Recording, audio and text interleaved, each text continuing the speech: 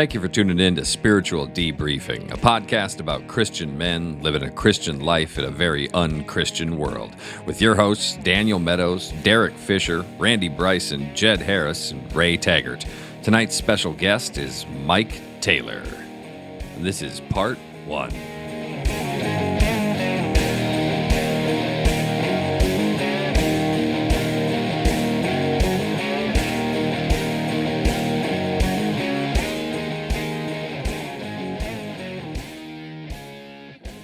Welcome to Spiritual Debriefing. I am Daniel Meadows. Glad to be with you. What's up, Randy? What's up? I'm Randy. Nice to have you back, Randy. Hey, I am I'm back. so glad you're back. I am glad. Yeah. I'm Jed. Hey, Jed. And I'm Mike. Mike is back. Mike. Mike's in the house. And I'm Derek. Hey, Derek. Hey, Ray. And, of course, I'm over here with all the knobs and buttons, pretending like I know what I'm doing. So let's get this going. Oh, and before we go, I forgot last time, please like, subscribe, share the podcast, leave us a comment. That actually works really, really well if you could do that, if you like what you're hearing. If you don't like what you're hearing, tell us what you don't like. We like all feedback. So share this around, get more people listening, and hopefully we can help some people out. All right. Now we can get to it. There we go, Daniel. Let's do it. So we started talking about raising kids a little bit last week, kind of kicked that off, or 2 weeks ago, whatever, our last podcast. Yeah. And so we're going to kind of continue that. We brought Mike back with us to help answer some questions. Some wisdom. We got some That's what we need. wisdom. I wanna be Yes, like Mike. wisdom from Mike. And The old so- guy, yeah. Yeah. Mike, how many kids did you raise? Total 10. 10. Had 8 children from my first marriage, and then 2 after the divorce of 26 years. And so we had to deal with split families. We had my biological children and 2 stepchildren, which makes it a unique situation in and of itself. Yeah. I know I have a few questions for you, but I mean, if anyone else has any questions, I mean, I know some of the split family thing is some questions as well, but you know, here's the one that I'm dealing with right now, and let's see if you can help me with that, Mike. And this is the one because I have a teenage daughter. She's a senior this year. So, yeah, I need a lot of patience. But here's the one that was recently.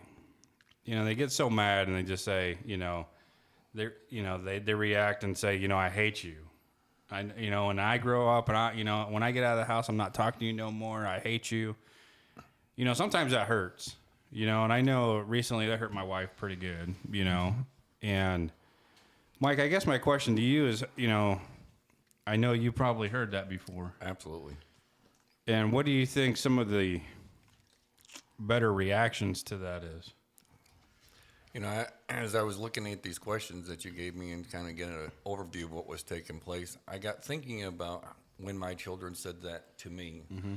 And I can say from past experience, I didn't handle it as well as I should have.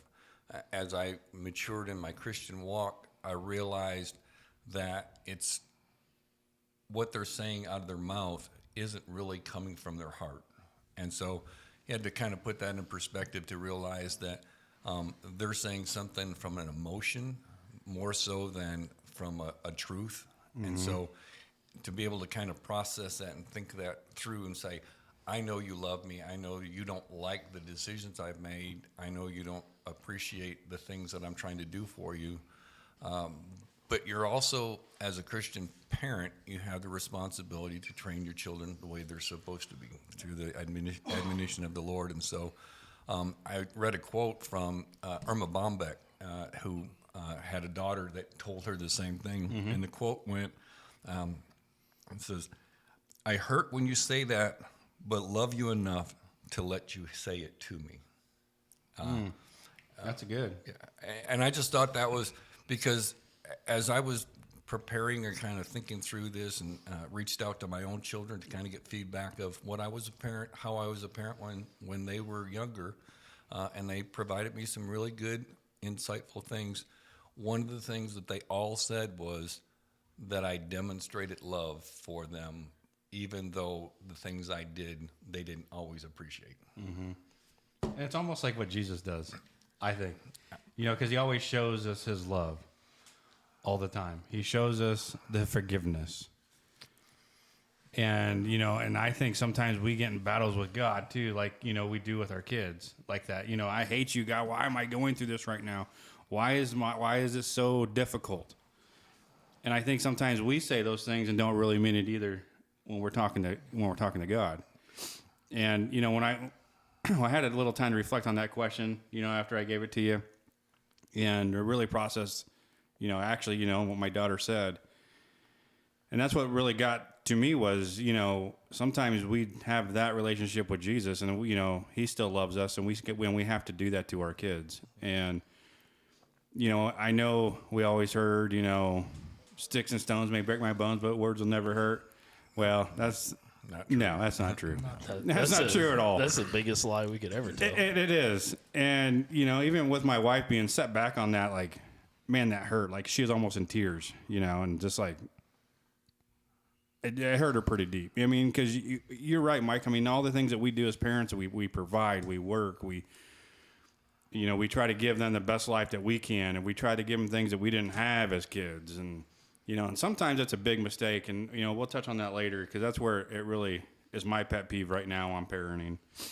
And I've learned it through my past too, as well as that, but we'll touch on that a little later. But I like that quote, Mike. I mean, it really does is when they say that, we got to show them that love. I love you enough that you can say that to me. You can express your feelings, but I know because I love you so much that I know that's not coming from your heart.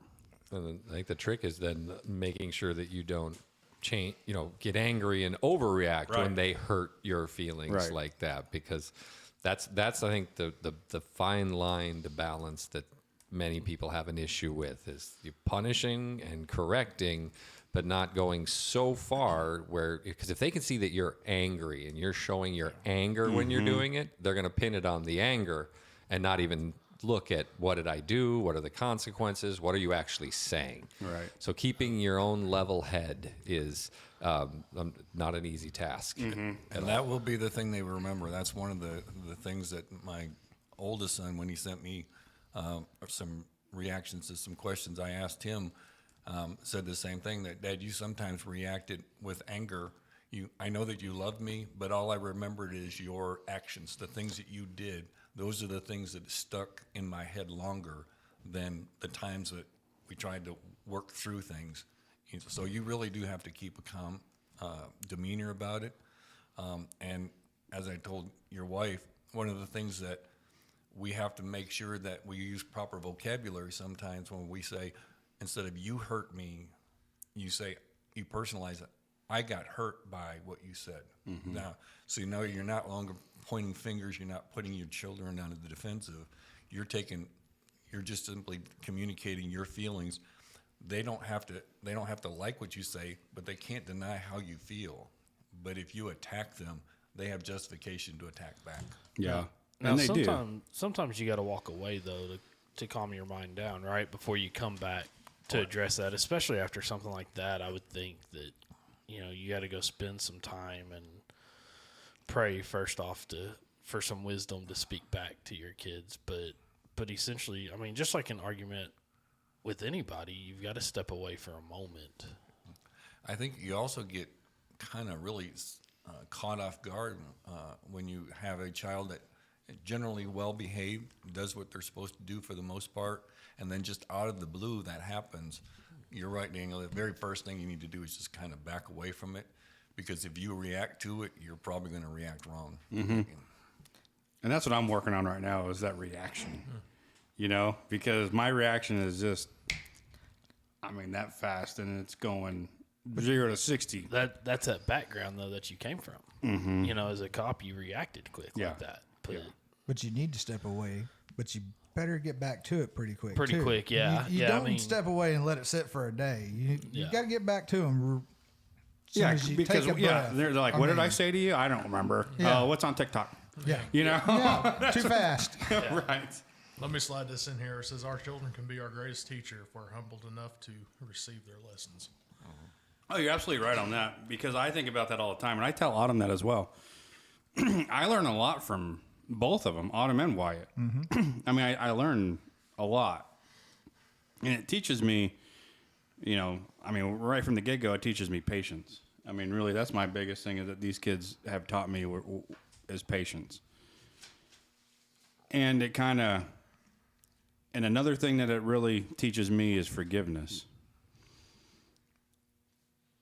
And because, I love them so much that it's easy for me to forgive them. And I sometimes go back to and I remind my wife this all the time. I says, we were the same age. You remember when we did this? You remember when we did that? We were the same. We did the same things. And that's why it kind of gives us that little moment to go, okay, I understand. I forgive you. Those are the two important things that has taught me having kids, is that patience and forgiveness. And We got to remember that we were forgiven first. oh yeah, We were stubborn enough to do that to our parents, and then here it is on us now. So oh yeah, that's what my parents always said too. Yeah, the way you're acting, you're gonna have twice as worse. Whatever. But yeah, But I'd rather have a kid that come up and tell me what your daughter said than the one that thinks it and will not talk to you. yeah, right. that's how. Because there's no recovery from that. Yeah. 12 years without my oldest daughter. Right. Yeah, I was going to ask you about that. I don't know if you Yeah. wanted to bring that up or not. I'll bring it up. Was going out to eat one day. We was all out, been doing something, and went through Chick-fil-A because she wanted to eat Chick-fil-A, and we had 6.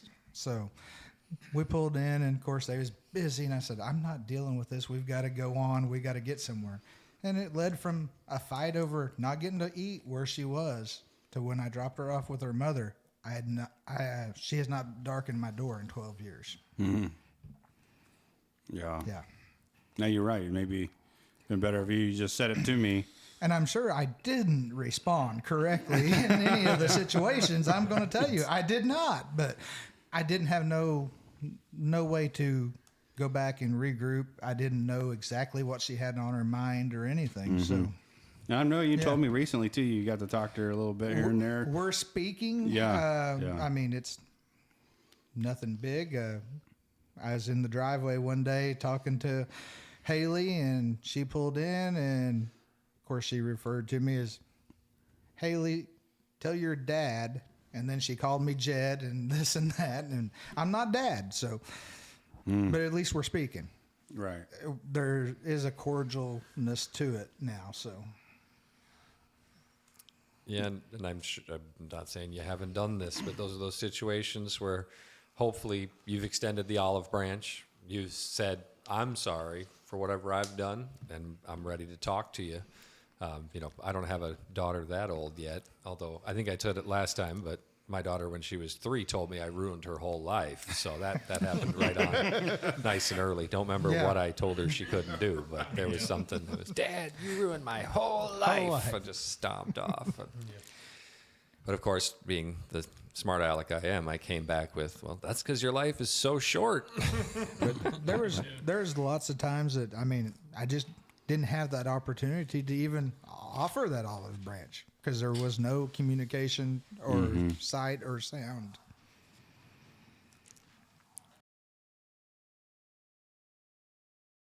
Yeah, and then I think that brings up that forgiveness as well. It does. I mean, I know you probably have already forgive her for whatever, Oh yeah, and you're just, here I am. I'm here waiting for you.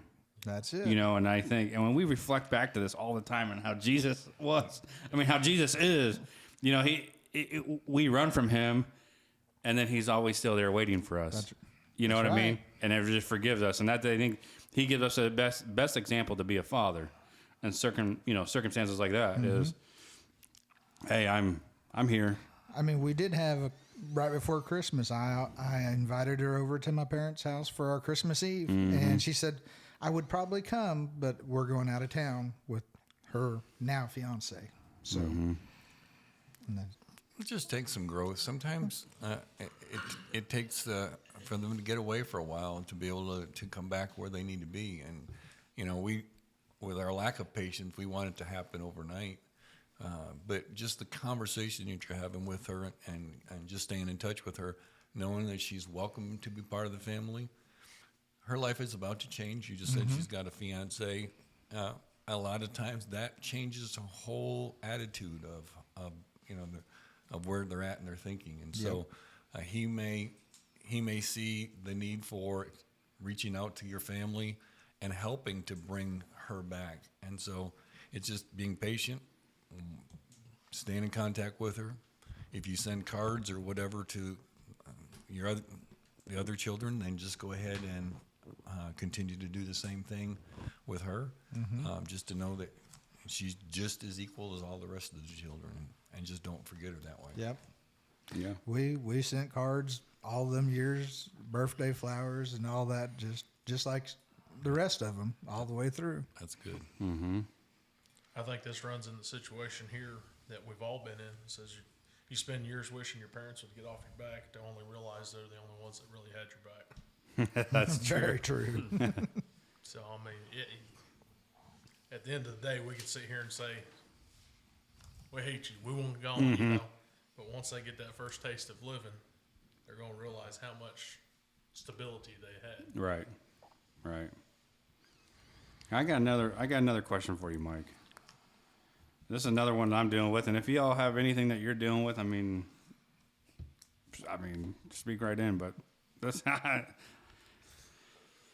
I have, it's always coming back to the teenage daughter, but right now it's the teenage daughter and the mother, arguing all the time, right? They get into these little battles, and as the dad, you're like, okay, I'm gonna, I don't know, to be the referee on this little, episode. But sometimes I sit back and just let them battle it too. I don't know what the proper way is, Mike. I don't know if you probably dealt with that many times, but looking for a little wisdom there. I've gotten in trouble over this same very issue many times, but to put it as bluntly as I could put it, I put both of them in timeout. Yeah, yeah, because we get in trouble for picking sides sometimes. It's like you all just need to split. Kind of what Daniel said earlier. You can't deal with it. You're dealing with the emotions. You need to split. You go there, and when you're ready to come talk, we can come back together again. And I know it doesn't always work, right? But it does work sometimes. Your spouse will get mad at you. Your child will get mad at you. But it's the best thing because something's going to be said. If they're in the heat of the moment and they're barking at one another, something's going to be said that isn't meant. I hate you, whatever. Those kind of comments are going to come out. It's just going to infuriate whoever receives that insult or whatever. So really the best thing you can do as a husband is to say, you just need to split apart, almost to the point where you stand between them and say, I don't want to listen to it. Y'all go. Right. Yeah, I've done that too. Yeah. Your room. Yeah. I don't know about you guys. Have you guys dealt with that? I usually,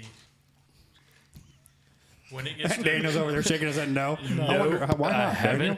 usually I allow the two to speak their minds, but when it crosses a disrespectful line from a daughter to a mother, Oh, yeah. that's when I step in. Because the way it is around our house, right or wrong, I don't want any feelings left hanging in the balance. You say it to my face, we'll deal with it. Right or wrong, get it out, be done, move on with life. And so far, we've had a pretty decent relationship about that with the oldest, and Hannah. She's just mouthy all the way around. But Where'd you get that from? both of us. Oh. But at the end of the day, mine's about to be 16, so I mean, not too far behind yours. And I'm waiting for those days, coming, listening to you, thinking, "Oh, it's coming soon." It's coming. Yeah, but yeah, we have plenty of arguments. But as soon as you cross a disrespectful line, that's when Dad jumps in. Yeah, I've done that too. Yeah. Because at the point, those two need to just get it done. And if things need to be said, things need to be said. And I don't really want to take the authority away from my wife whenever it's their conversation. But then when it comes to a point where you're disrespecting and you're still a child, I'm going to treat you like one now, Right. type situation. I say to my kids all the time too, I says, I don't talk to your mother that way. Yeah. and you don't need to talk to her that way either. Exactly. You know, Same. it's the same respect factor. What about you? I haven't had much, but if it is, it's kind of like what Randy said. It's the disrespect factor. You just kind of sit back, and when something crosses the line, that's when I bail in. But and it don't get there very often. But I do see one thing. This might be dangerous for you, Derek. You and Autumn are a lot alike. So when you start, I hear that a lot, and I don't agree to that. you Oh are. yeah, absolutely. You know what? That's funny. You want to bring that up right now? Is that me and my dad? We're like each other too. But when we battled, you know, growing up, and now I have a great relationship with my dad. Yep. You know, talk to him all the time, go and visit. I mean, just a good relationship now. And I think a lot of that too was, you know, it was my fault. And I think, Mike, you're right, because when we grow up and we mature a little bit more and we realize that, you know, our parents did the best that they could do at the time of what they were doing. And we had a roof over our head, we had meals, we had this, you know, we were thankful for a lot of things that we take for granted. And I think that's what hit me too, was, you know, as being a cop, and you got to see some of the parents on how they treated their kids. You get to see the households that they were raised in. And that job really just humbled me. And go, man, I am thankful for everything that I do have. I am thankful for the parents that I've had. You know, and it's unfortunate, you know, my mom passed away when she was 42. You know, she got to see Autumn get born, and then, you know, that was it. But looking back now, you know, I had a great family. You know, and I think that sometimes too that I have to look at Autumn as well. When we battle, I'm like, man, this is like me and my dad, and it's because we're alike. Yeah. I mean, we're stubborn, we're hard-headed, and you know, no, I'm right, no, you're right. You know, I don't know, but You're both right in your we're own both, ways. yeah, we are, yeah, Yeah. But I think you hit the nail on the head right there too. Is we finally get to a point where we're maturing better, and they're getting to a point where they're just starting. right, So we don't see eye to eye anymore. right. It's one of those deals that, why is this so hard? Oh yeah, I'm 20 years older than you. I'm sorry, but you know, you need to have common sense.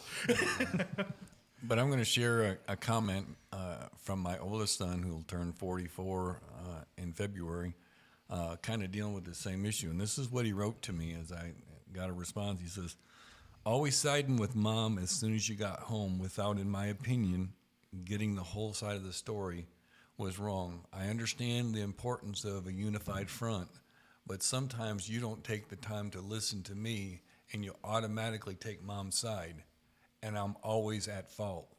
And he says, "And I blame you for that." That's a tough one. And I'm dealing with that right now too, because Autumn's the same way. She goes, "You don't listen to me. You don't hear my side of the story." And I do the same thing you're doing, that you did, Mike, is, you know, I have Crystal's back. You know, I'm like, you're 16. You don't know the world, right? But, you know, maybe we might have a repercussion on that. You know, because he later says in his note, he said, "I'm not perfect." He said, "But some of the things that happened in the past, I've forgiven them all. I've set them all aside. But you always need to remember that I can forget those small things. But some of the issues that you took against me are long lasting." He said, "They're still there." He said, "I've forgiven you, but they don't go away." And so I know, you know, sometimes trying to get a teenager, regardless, girl or whatever, Right. to get into an honest conversation because they don't want to put their guard down because they're talking to an adult, they're talking to a parent, and they feel they're already on the defensive anyway. And most of the time, as dads especially, we oftentimes want to fix things. And so when they start to share what's really happening, we hear things we don't like to hear, and we want to react to those, and that's not what they want to hear. They just want you to have 2 ears and no mouth. Right, right. And their delivery system is not the way that we want to hear it. Absolutely. You're right. You're right. They're on their defensive, and the way they want you to listen, and we're not ready for that. Well, Yep. let me ask you this, Mike. If he says that in response,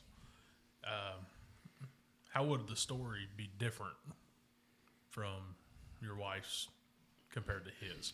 And how would that change the situation? And here, this is because usually if I come home and I get told that something happened, I usually ask them their side in front of their mom. And either she corrects the story or they tell me exactly what she said. So how's it different on your side here? But your daughter's already on the defensive because she's going to present her case, and there's already a prosecuting attorney ready to overcome everything that's said. If you're going to have that conversation, you need to go have a conversation separate. Yep. Find out the story, find out the wife's story, because as you all know, you're policemen, eyewitnesses, see different things, hear different things, have different perspectives. And so to get your child's perspective, your wife's perspective, and yes, you have to support your wife, but sometimes, believe it or not, wives are just flat out wrong. Did I say that? Oh, never. Bum, bum, bum. That was Mike. Some of these guys' wives listen to the podcast.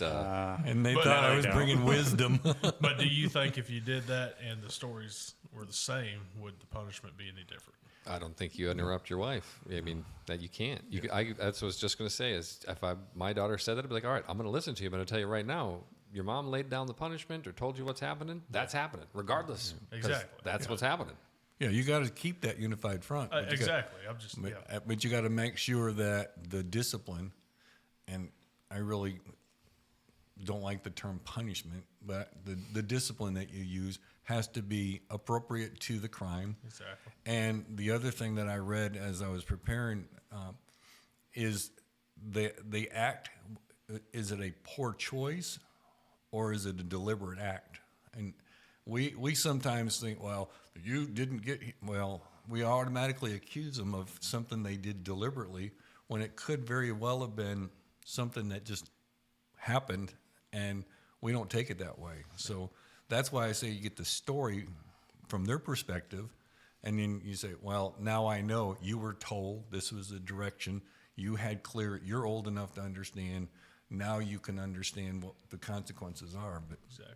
There's a law for that. I don't remember whose law it is, but it's the, don't attribute to malice what is more often attributed to stupidity. yes, good quote. Well, let me ask you, Mike, though, like your son right now, now that he wrote that, does he have kids? Yes, he's got two. Now, does he listen to his kid's story now? Well, the irony is he's dealing with the same kinds of things that he did with his younger brother, and his two children are dealing with the same thing. And as I watch them, I don't get to interact with them much because they're in Florida, but I get to watch his choices and some of the things that, honestly, some of the things that he claims that we did as parents to him as the oldest child, he sometimes is doing to his own. Now, he recognizes that, and he's trying to fix that, but it's just I guess it's genetic because he's doing the same kinds of things. And Ann and I kind of sit back and watch as he's raising children. We're kind of thinking, kind of assessing and saying, this looks familiar.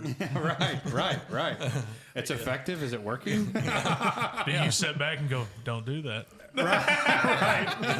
It's kind of eerie to some extent to watch him watch his two children, raise his two children, living through the same things that he would oftentimes complain to us about that we were doing to him because he was the oldest. And so I think he's trying to learn from it, but I see a lot of I guess I trained him well to be a poor parent in some cases. If it works, don't break it. I was If it's just- not broken, don't fix it. Just going to say, it must have worked in some way. Right. And sometimes we can kind of reverse it as well. Is that some things that we were raised with, we want to change in the process of doing that. We can even talk about like punishment. Like I me growing up, I had the rod, man. The belt, the paddle, I mean, all of it. And we've kind of changed that a little bit in our family. We still give spankings. but never have brought out the belt, have never brought out the paddle, anything like that. That was something that I wanted to change that I got brought up in. Was it effective? I don't know. I mean, so far, they're decently well-behaved kids for the most part.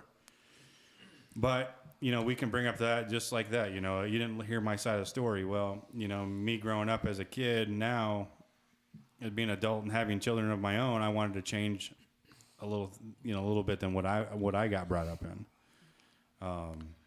I'd say there's no wrong or right way to parent, right, Mike? No, there's no. I haven't found an instruction manual other than scripture. I think there's 7,000 books on parenting, but they're all different.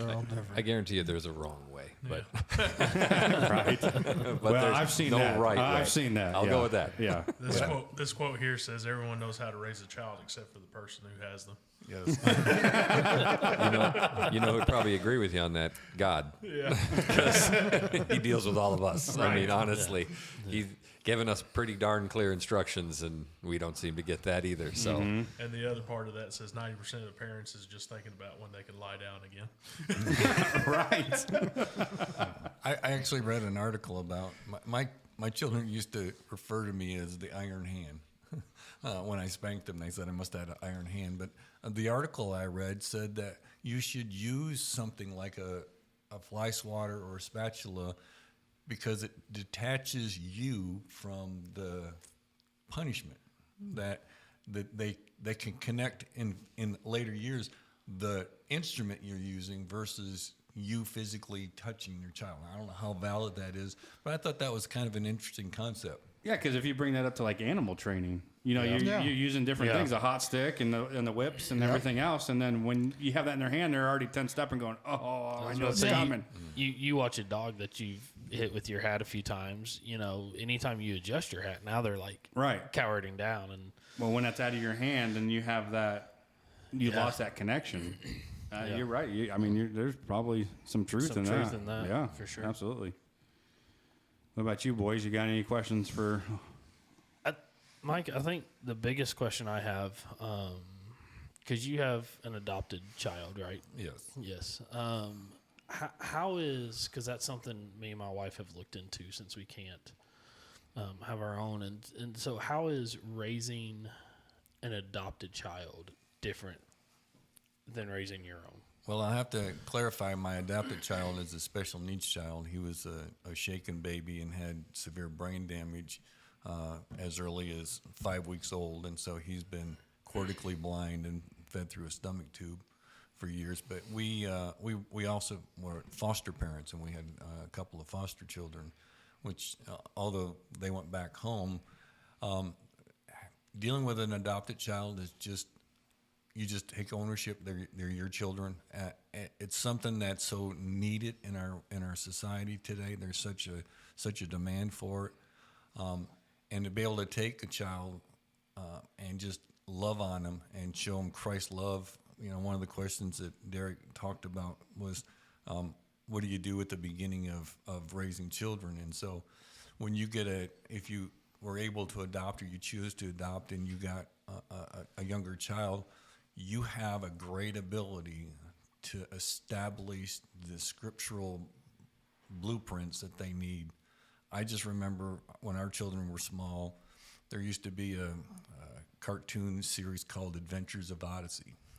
There's like 700 episodes, and we watched those all the time. And we had some scripture memorization stories called GT and the Halo Express.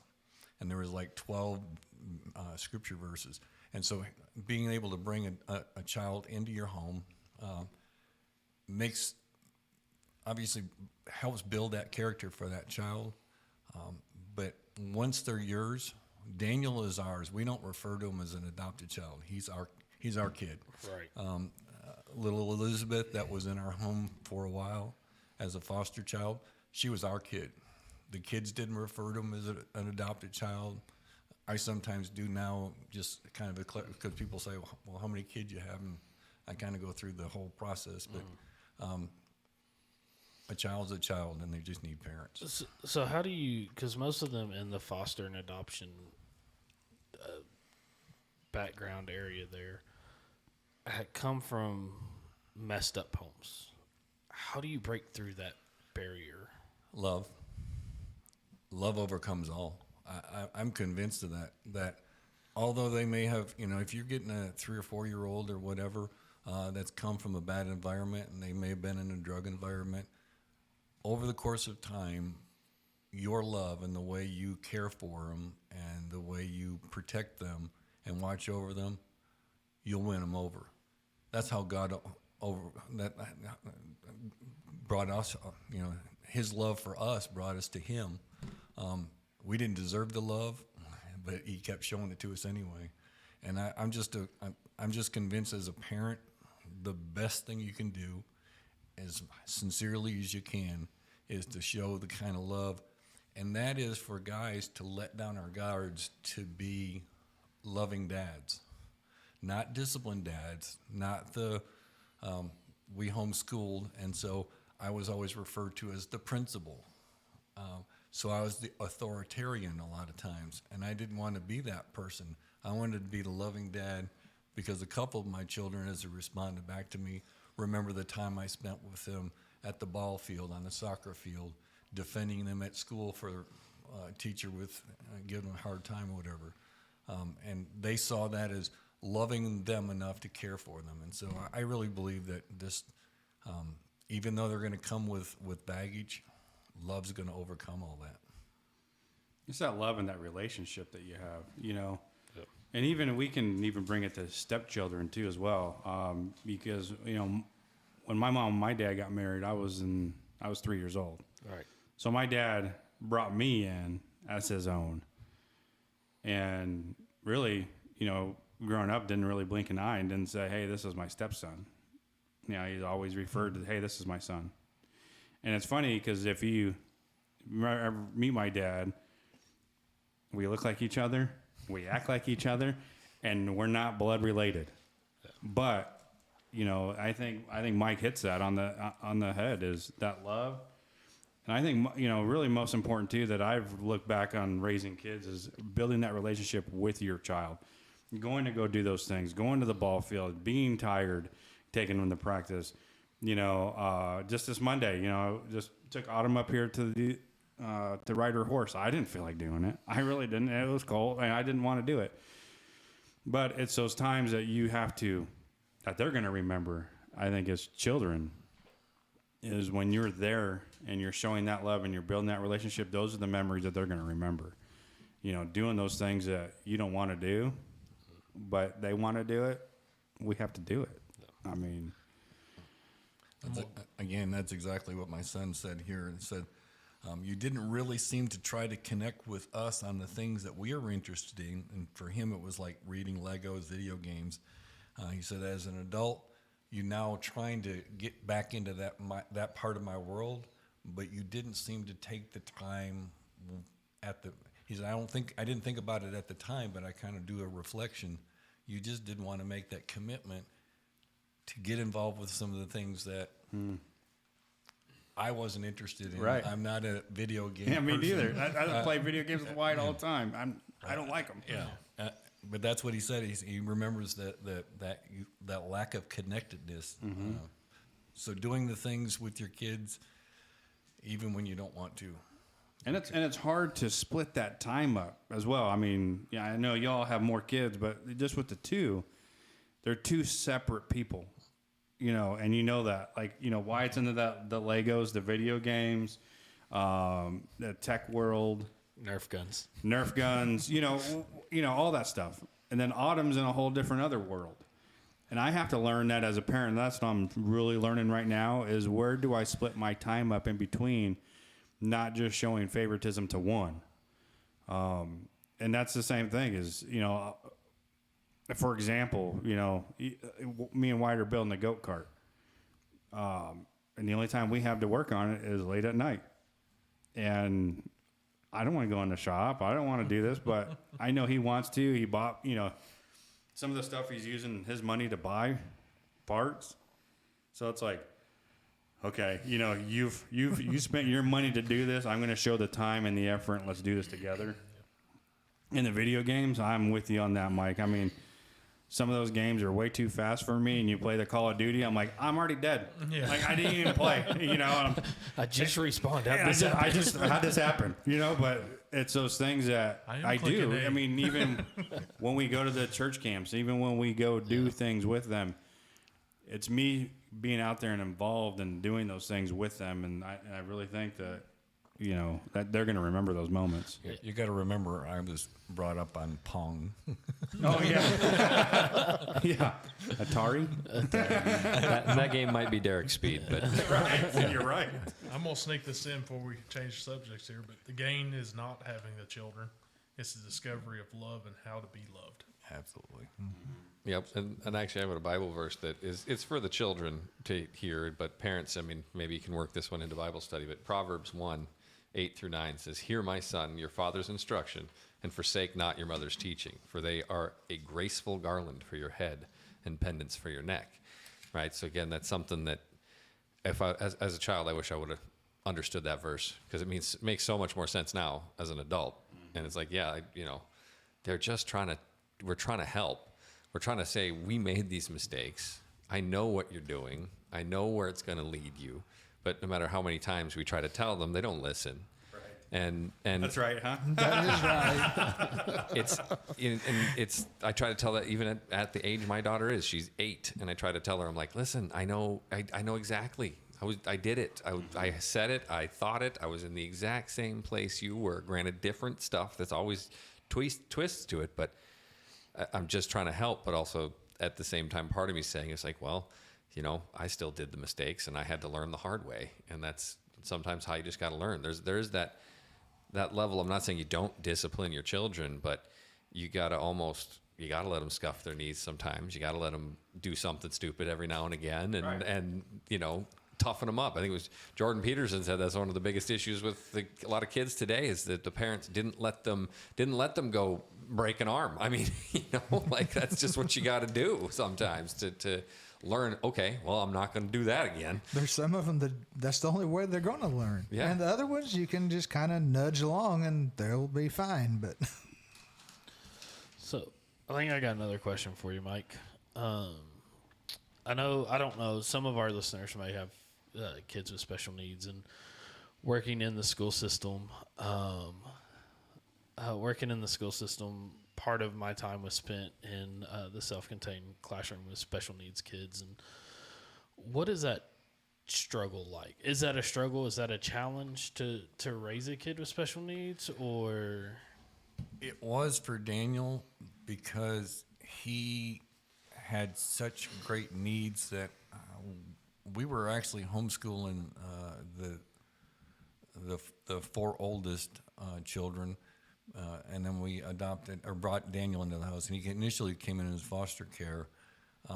He had to go to occupational therapy, physical therapy, and the closest place was an hour away. So it required my first wife to take him to those meetings all the time, which then initially the kids would hop in the van and do homeschooling in the car there, but it got to the point where the kids sometimes saw that they were getting cheated out of time because of so much effort that we had for Daniel.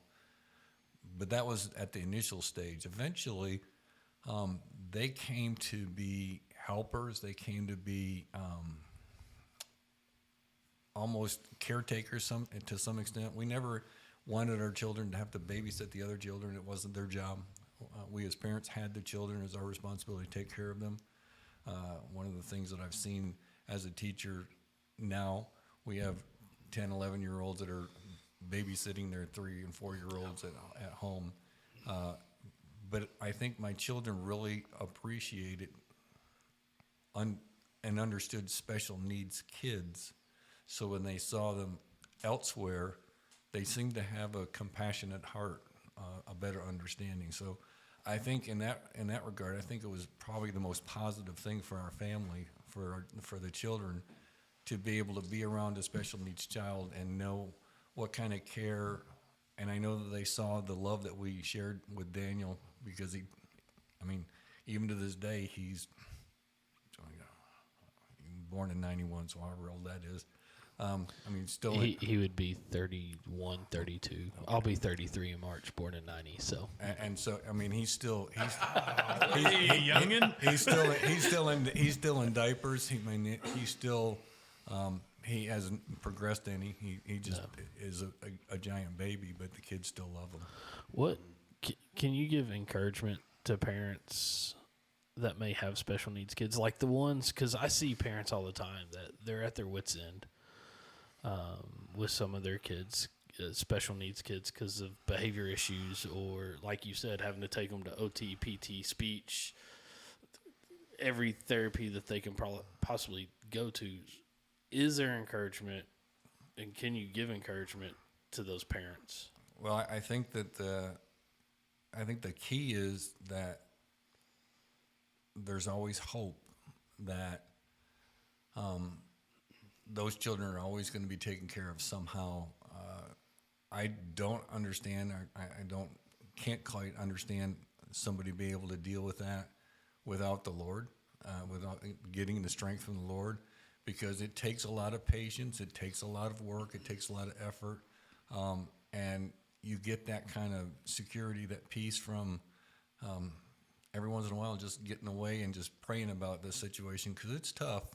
There was some times where trying to take care of Daniel, trying to go on vacation and trying to figure out how to fit in the wheelchair, and in some cases we couldn't go certain places because of them, and the children knew that.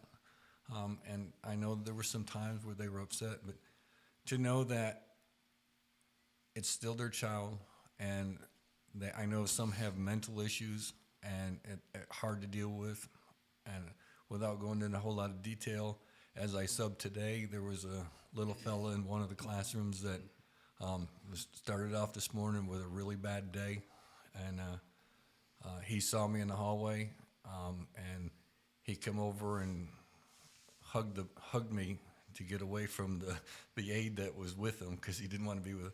And I've dealt with the little boy before.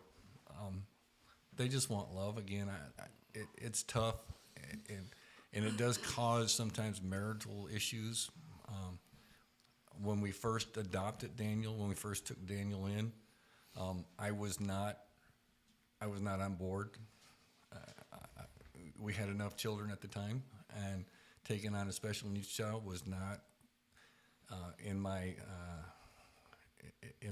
plans. But as we grew, I think it strengthened the family as a whole. So it is tough.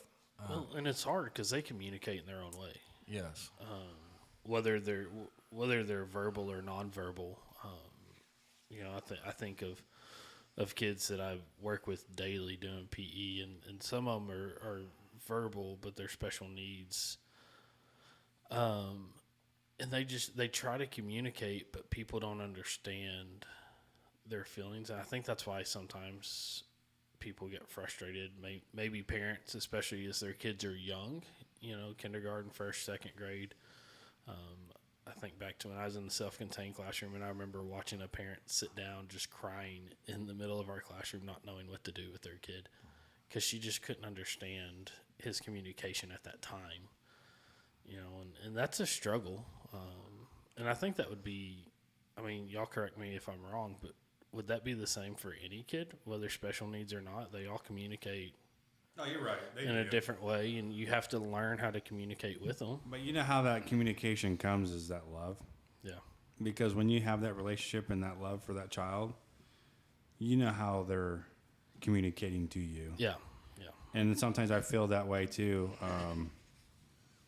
Sometimes I'll bring this up as well. I don't want to change the subject, but it's on my mind right now. But, sometimes people misunderstand Wyatt sometimes, right?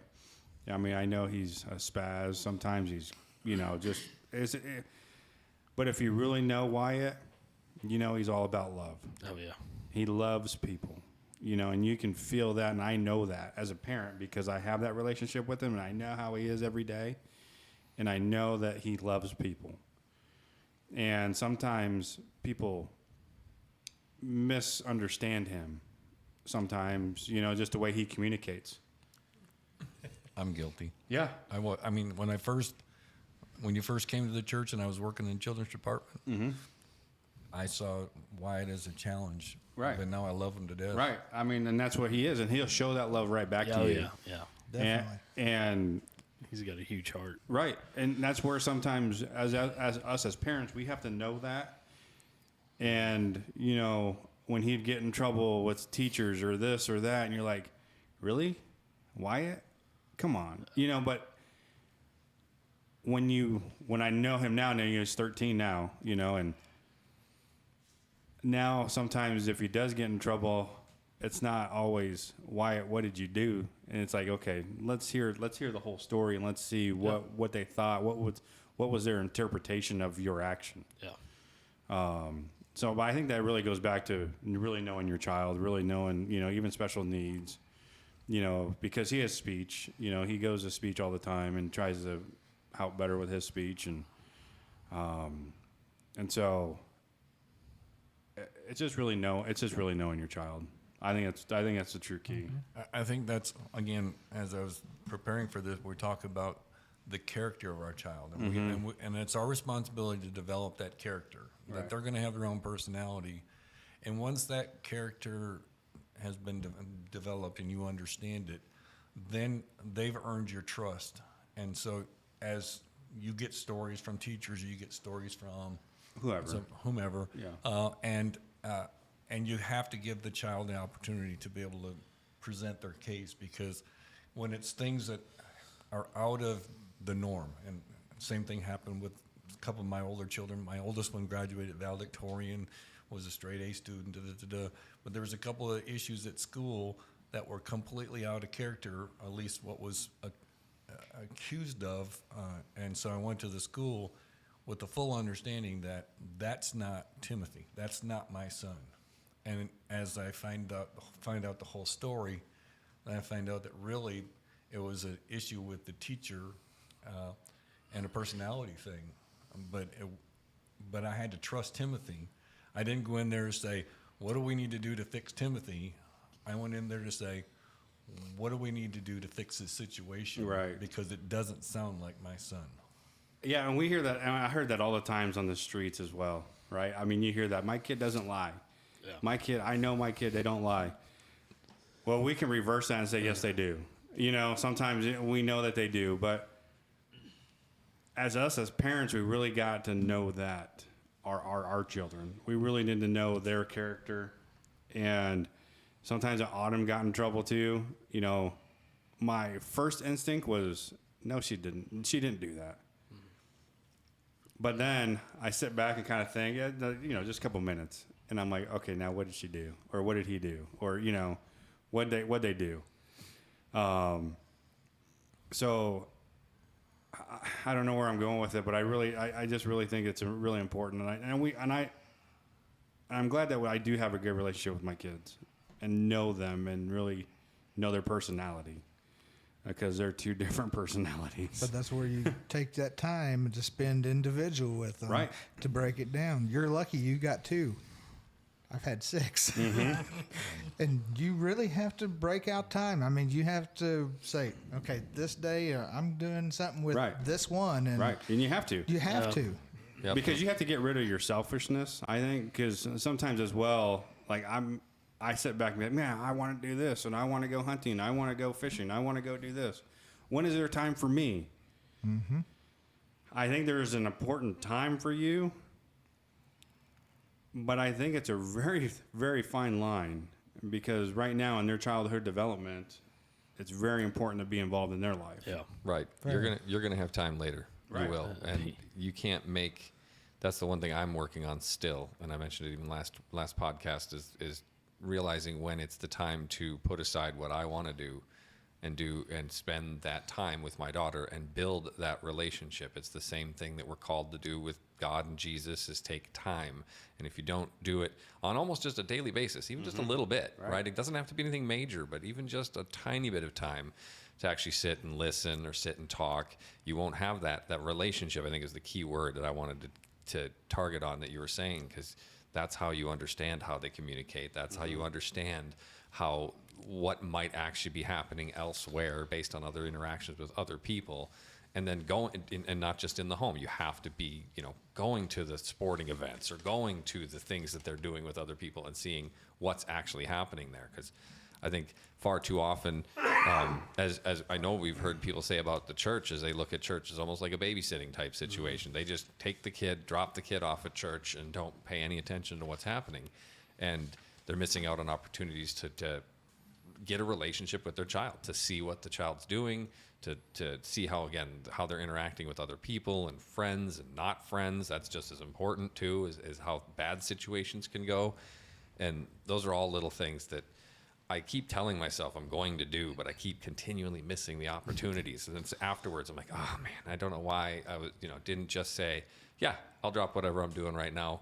It's important, but it's not as important. And just this couple days ago, Harmony, in the morning, it's like 7:30 in the morning, and I'm trying to get ready and make breakfast and do all this stuff. And Harmony's got all her stuff on. She's like, I'm going out. We're going to build a snowman. Come on. I'm like, I got too much to do. I can't build a snowman this morning. There's just so much going on. And she went out and she tried to build one by herself, and she built a little one. And when I was done, and I'm like, I should have just gone out there. I mean, it would have been fine if there was some extra dishes in the sink and a couple extra things. Right. Should have just gone and built a darn snowman. Yeah, and then, and this is funny. For me, having, what kind of makes my day is a lot of times I get to pick up Wyatt from school. And it's kind of fun. I mean, I enjoy it now. At first I'm like, I don't want to wait here. I have to get here like 20 minutes ahead of time so I can miss the buses. I can miss this traffic. I can find a parking spot, and it was stressful at first, but now I'm like, okay. It's kind of fun. It's kind of fun. Wyatt's running up going, oh yeah. And then, do fist bumps and like, man, how was your day? Oh, Wyatt's always, my day's fantastic, and it's just kind of fun. He's always positive. He's always positive. I think back to growing up, and real recent, my dad told me, he said, do you know what my favorite times with you were? I said, no, Dad, watching me come win ball, coming to watch us win ball games, whatever. He goes, I enjoyed watching you play and win. He said, but my favorite times were when we went away for the weekend to deer camp, and we didn't kill a single thing except for spending time together. Yep. And I was like, oh, those were good times. And They were good times. That's so much better than looking up in the stands and seeing him at a sporting event. Right. But it was the quality time that we spent that I was like, oh, those were great. And working car duty at school, I see so much quality time that parents miss out on. Because they'd rather be attached to their phones than do like you and talk to their kids.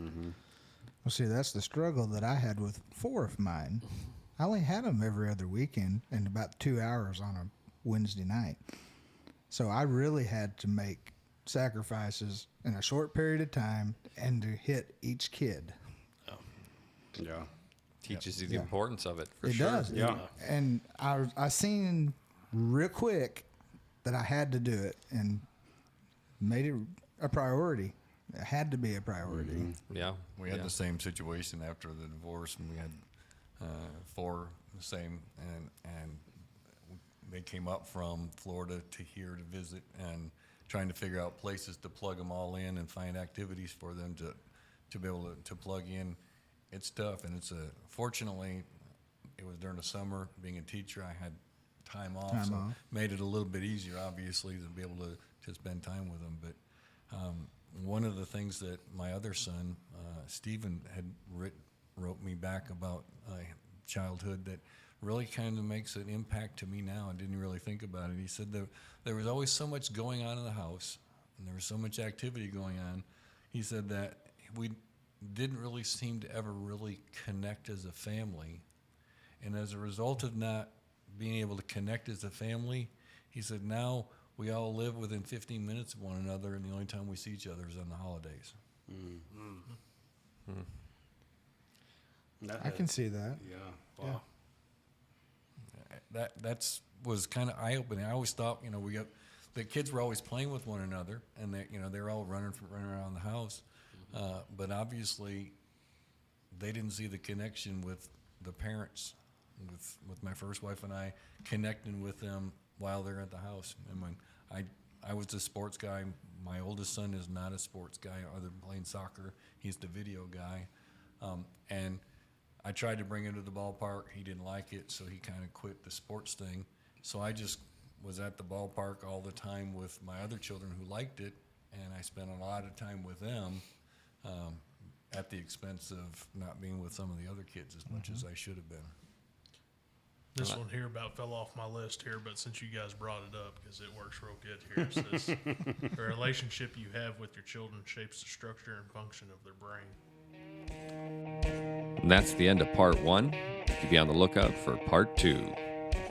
Thank you for listening to Spiritual Debriefing, a podcast supported by First Baptist Church Hiwasse. Please like and subscribe to the podcast so you can be notified when we post new episodes, as well as check out our past episodes. We'll be posting new podcasts every other Thursday. You can follow us on social media, Facebook, Instagram, and Twitter. If you have questions you'd like us to answer, comments, or feedback on the podcast, please contact us through our social media or email us at dmeadows@fbchiwasse.com. Thank you, and we hope God blesses your day.